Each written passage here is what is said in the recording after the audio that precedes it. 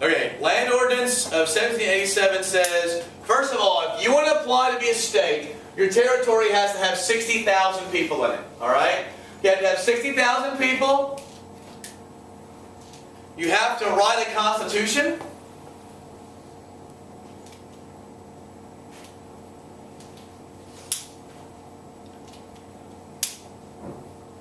You also,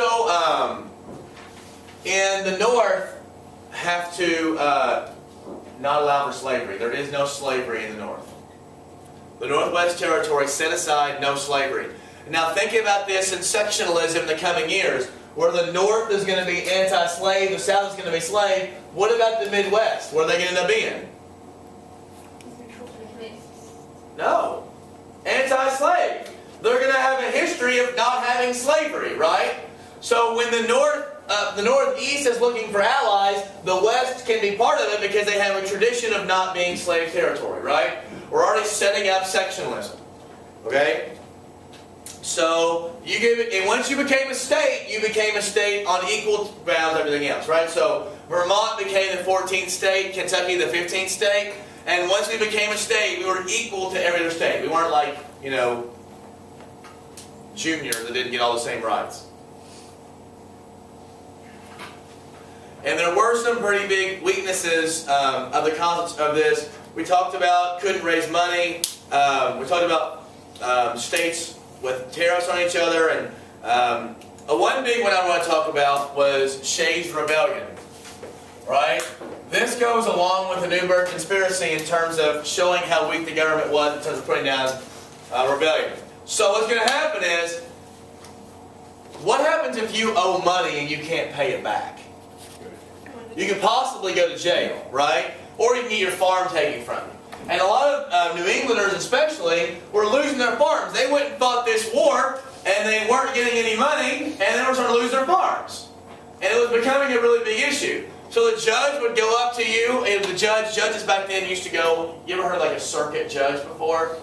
Today we say circuit judges, and that just means an area. But a circuit used to mean the judge used to go all around. This is how they still sort of do that. They go all around different areas. Well, the judge would go, they would knock on your house. They would say, I'm sorry, you had to pay this, we're going to have to take your farm. That sucks, but this is the way it is. So the judge goes and knocks on this farmer in Massachusetts named Daniel Shays' farm. And Daniel Shays says, hello, and the guy says, I'm sorry, we had to foreclose on your house. You know, your farm's being taken away, you can't pay it, you're poor. And what did Daniel Shays do? You remember, Casey? He put a gun up to the guy's head, he said, I don't think so. You're not getting my farm. And you're going to go the Smurf way. Because I fought in the revolution, and this is my farm, and you ain't taking it. And the guy was like, okay, well, I guess I'm not taking your farm today. And he went to the next guy. He knocked on his door, and guess what that guy did? Put a shotgun up this guy's head and said, yeah, you're not taking my farm either. Or I'm going to make your head into a canoe. And guess what the judge did? Alright, that sounds good. You have a good day. And all of a sudden, farmers started rebelling against the government. You're not taking our crap. And there was a small rebellion, 1786. It's called Shays' Rebellion. And it went on for a while. And all the rich people in Boston were like, oh no, how are we going to quell this? Why can the central government not put down this rebellion? So you can't enforce it. They don't have a president. They don't have an enforcement mechanism. In fact, a bunch of rich people in Boston had to hire a private army to put this down. And you know one of the people who was part of the private funding to put down this rebellion? Sam Adams. The guy who likes to rebel was one of the rich guys who helped hire a private army because they were scared of the rabble-scallions in the north, you know, raising an army. We couldn't have average people demand their rights. So Shays' Rebellion is another example of what do we need? A Stronger central government, according to those people anyway. Alright? Shays, by the way, was arrested, although he was later pardoned. So one thing that landowners started fearing was mobocracy. You ever heard of mobocracy before? What's that mean? It means that you can't give average people all these rights because you can't trust them. So many of our rules in the Constitution are based on not giving average people rights. right? Republicanism says we're going to vote for good people to run our country, right? In a democracy, couldn't we? What if Bailey's this well-educated, elite, rich woman, and O'Banion over here is this lunatic who's crazy, poor person, and we're in a democracy? How many votes does she get All. in a direct democracy? 1. How many votes does crazy boy get? Who does that scare the bejesus out of? Bailey is without a bejesus now because she's scared of people like O'Banion. And who are there more people like? Poor people like him or wealthy elites like Bailey? Poor people. The mob. The mobocracy. We can't have a bunch of crazy poor people who are uneducated running our country, can we, Nathan? It'd be the worst, wouldn't it? Can you imagine a bunch of Nathans making our decisions? It'd be terrible. Everybody's pass a law that everyone has to write in beautiful but illegible cursive. It'd be hard. I had a kid last year who he wasn't a particularly impressive student. He was a really nice person. And he had the most gorgeous handwriting ever. Like, it was like gorgeous. I could not read a syllable of it. But it was like, it was gorgeous. Like, Thomas Jefferson would be like, man, that's awesome. I can't do that. Okay, so rebellion becomes a problem. Now, what were some of the strengths, do you think, of this? So you're living here. Who likes the articles? What type of people like the articles? What people like O'Banion. Yeah, people like O'Banion, right? They don't want all these laws put on them. Jeffersonians, we call them, right? Farmers, we don't want your laws. Get off of us. People who didn't like the British Crown telling them what to do. I don't like any government. Who has the least amount of political power? People like O'Banion, right? So when you see when the Constitution is written, you're going to see how he, what happens to O'Banion, unfortunately. But the strengths were it gave lots of freedoms. Now, let's say you live in a world where there are no laws. Is that a good world or a bad world? It's a scary world, right? But can't you argue that you're at your most free? You are totally free. And so essentially what rules do, somebody who would like the articles, what rules do is they keep crazy people from hurting each other. But other than that, every single time we pass a law, it takes away from your freedom, is what Thomas Jefferson would argue. Right? Even if it's a law that helps people, it's still taking away somebody's freedom. Does that make sense? Okay. I want you guys to see some of the differences between county maps. So you can see the organizing principle behind the North and the South, and this should give you some sort of like a visual of, I'm not really sure how it's going to show up on the camera, but whatever. Jackers, if you want to move over here. Jack's Brad. Or you can sit right there. Can you see this? Yeah. Okay. Alright. My godson's name is Jack, so we call him Jack's Brad. Alright. Hit the lights. This, I'm sure, don't be scared, hit the lights. Okay. Alright. This, do you know what state this is? Alright. Nothing gets past you. You are an AP class. Alright. Now, I want you to look at the counties. It's kind of crazy, right? Like Woodford County, where I live, is vertical, right? Standing on its end. You got Pike County over here. You can't see; it's huge. Christian County is huge, and then you've got like Robertson County is like 3 ducks, 2 cows, and a goober. All right, there's not many people. There's really no. All right. So here is Ohio, which was part of the land ordinance, right? Now look at Ohio, right? Do we see, is this a little bit more organized? Yeah. Okay, so you can see the land ordinance of 1785 is starting to organize how these places are put together. Okay? Clearly it's not perfect, but this is a little bit easier, right? It kind of goes across.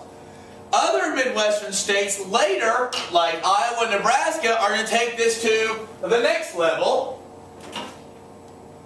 Iowa's is my favorite. This is Iowa's county map. It is Scary how organized. very, very organized, right? Now again, here's Iowa, the land of Miss Hensley. And here's, oh, that's Ohio. And then here is Kentucky. All right, Kentucky, Iowa. Kentucky, Iowa. I'm so used to looking at Kentucky. There's so a Black this is Hawk, scary. Iowa. Yeah, if you look, a lot of these are Native American names. Potawatomi. Okay. Now Kentucky, we will use again. Just for your own case, so many Eastern Kentucky counties probably should be done away with. We have 120 counties. We have a lot of counties. We're the third most of the country, right? Southerners love our counties. Like counties like Wolf and Menifee and Morgan, Elliott, these counties would probably just be one county, right? But they're not, because of cultural reasons, because of historical reasons, because of geographic, whatever. They don't want to come together. Like, I don't like people from Morgan County. You can't trust them one bit. Woo. I had a friend of mine, and she was from Elliott County, but she went to high school her whole time in Elliott County until her senior year, and she had to move to Morgan County. And in my head, and everybody else's head, the difference between Morgan County and Elliott County ain't all that big, right? But people from Morgan County, she came over, and she's a pretty lady, really pretty woman, and so all the boys liked her, and she got like death threats from other girls, like, you will not look at my boy. He is mine. I love his 9 fingers and 13 toes. Right? So, I love every one of his 13 toes.